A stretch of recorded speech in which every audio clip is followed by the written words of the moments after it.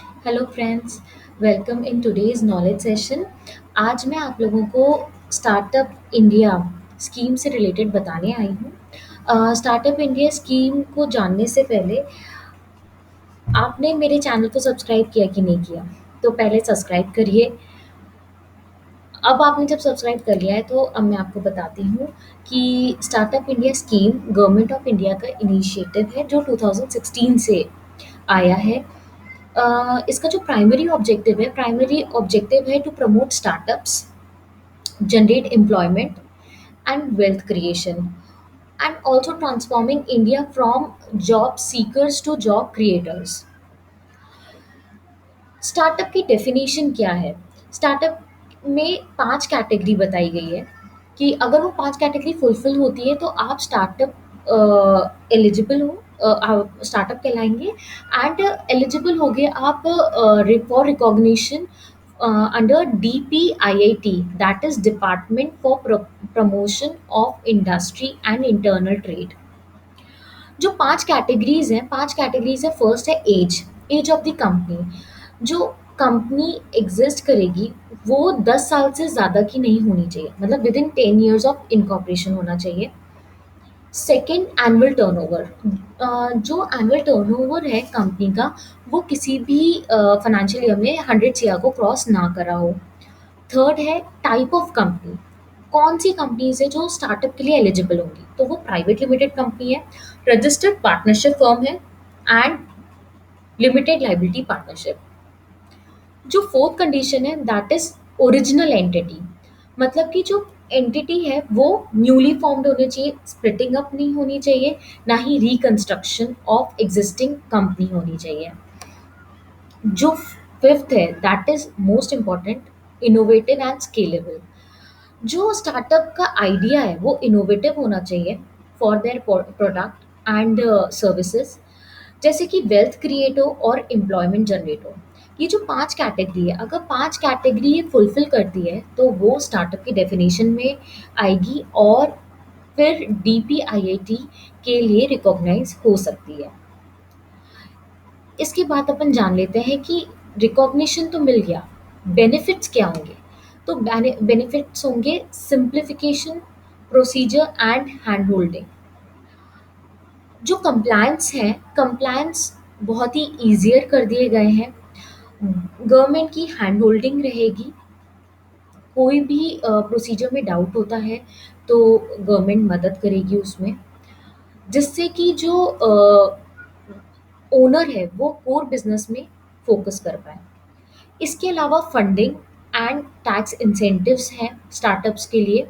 Income tax में, funding में credit guarantee scheme लागू करी है। टैक्स इंसेंटिव्स में सेक्शंस डिफाइन करें, section 80 IAC, section 54 GB capital gain exemption.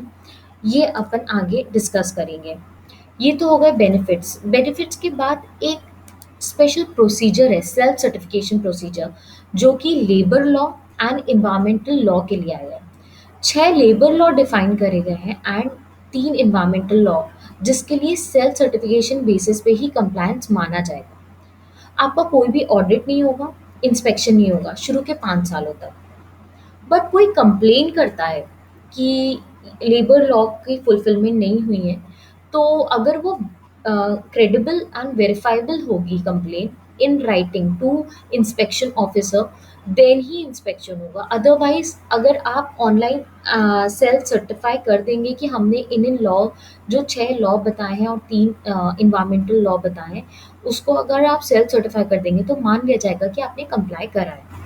ये बहुत ही अच्छी बात है। क्यों? क्योंकि इससे क्या है, ओनर कोर बिजनेस में फोकस कर पाएगा। अदरवाइज रिटर्न फाइलिंग जो डिटेल प्रोसीजर है उसी को कंप्लाई करने में काफ़ी टाइम लग जाता है।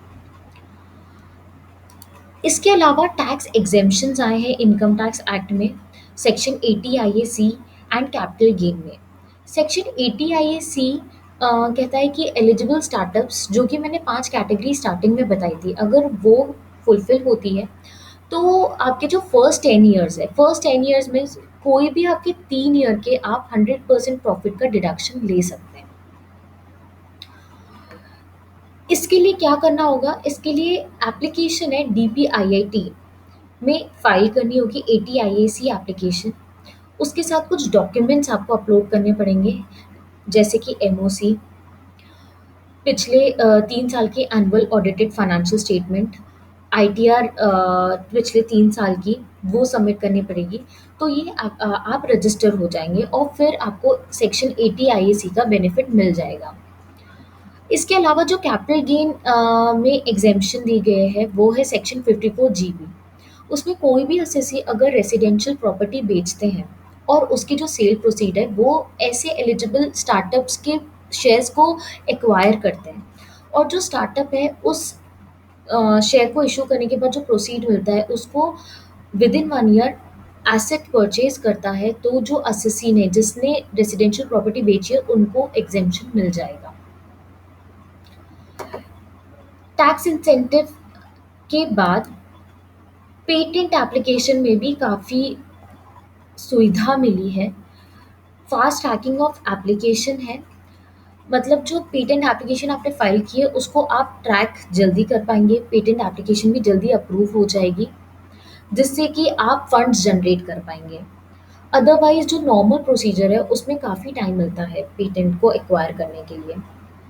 जो फास्ट ट्रैकिंग के अलावा government of India facilitation cost जो कि पेटेंट एप्लीकेशन में लगती है वो भी बियर करेगी।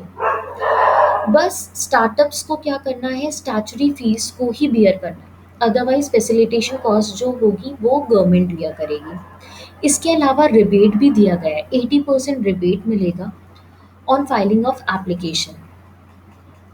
ये पेटेंट एप्लीकेशन प्रोसीजर को सिंप्लीफाई करा गया है, जिससे कि स्टार्टअप्स कोर बिजनेस में फोकस कर पाए और फंड्स जनरेट कर पाए। अगर स्टार्टअप सक्सेसफुल नहीं होता है तो इस स्कीम में इजी बाइंडिंग अप भी डिफाइंड है। विद इन 90 डेज जो स्टार्टअप है वो बाइंड अप हो सकता है, और जो कैपिटल कॉस्ट है उसको ओनर को वापस मिल जाएगा, सो दैट वो न्यू इनोवेशन आइडियाज में इन्वेस्ट कर पाए और नए स्टार्टअप को रजिस्टर कर पाए। तो ये तो मैंने आपको स्टार्टअप स्कीम का जिस्ट बताया है, हर एक प्रोसीजर को कवर किया है।